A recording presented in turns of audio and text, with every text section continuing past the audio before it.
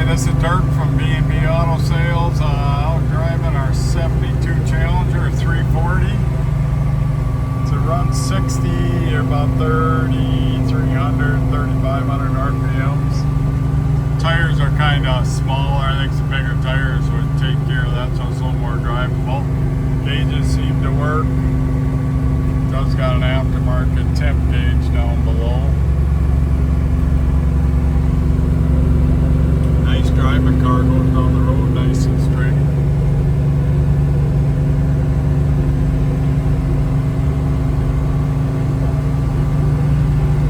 So I guess probably some four something gears in it, I would guess. I don't know what Mopar use, 410s and GMs, 433s and Fords, something in that range.